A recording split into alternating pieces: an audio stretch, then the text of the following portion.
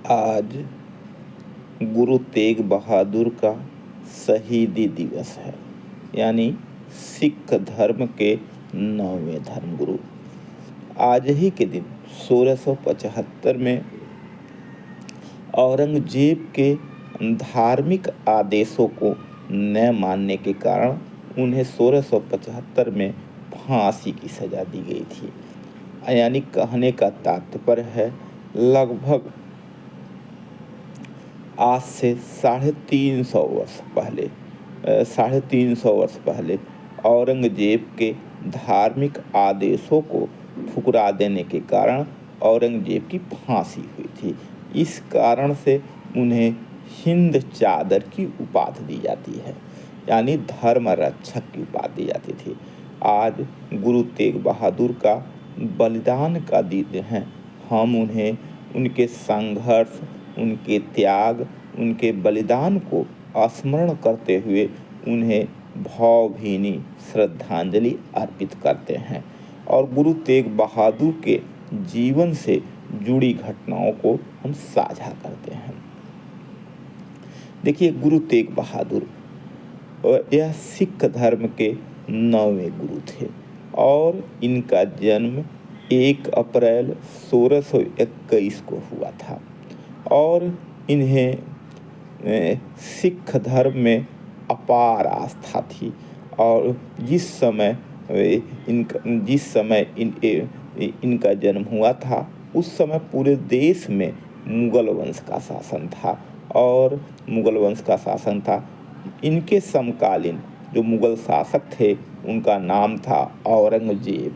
औरंगजेब को हम एक ऐसे शासक के रूप में देखते हैं, उसके सुधारों को भी जानते हैं, साम्राज्य विस्तार को भी नज़रिए से देखते हैं। इसके साथ साथ वह धार्मिक कट्टरता के लिए भी जानते हैं।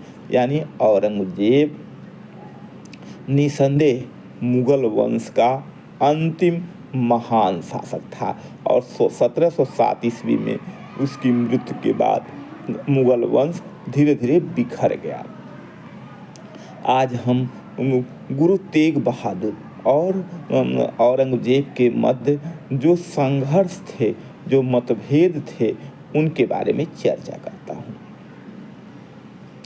गुरु तेग बहादुर को उन्होंने आदेश दिया था कि आप इस्लाम धर्म स्वीकार कर लीजिए।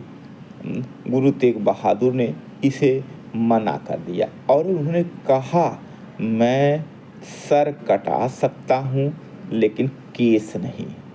यानी उन्होंने सर कटा दिया और इस सिख धर्म की स्वतंत्रता, सिख धर्म की मर्यादा की रक्षा करते हुए अपने को बलिदान कर दिया। यानी कहने का तात्पर्य है, गुरु तेग बहादुर सही अर्थों में सिख धर्म के संरक्षक के रूप में उन्हें देखना चाहिए। सिख धर्म के धार्मिक स्वतंत्रता के संघर्ष के रूप में देखना चाहिए।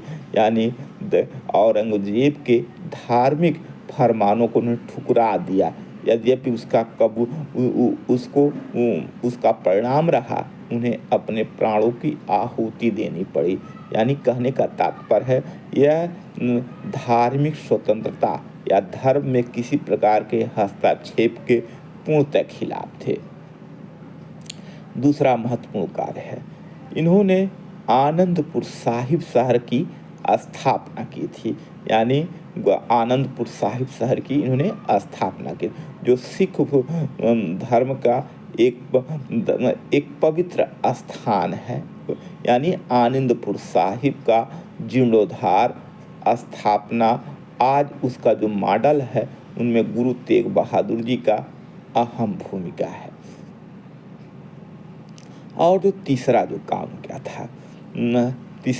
क्या था, इनके भजन, इस श्लोकों को गुरु ग्रंथ साहिब जो सिख धर्म का पवित्र ग्रंथ है, उनमें विशेष स्थान दिया गया है।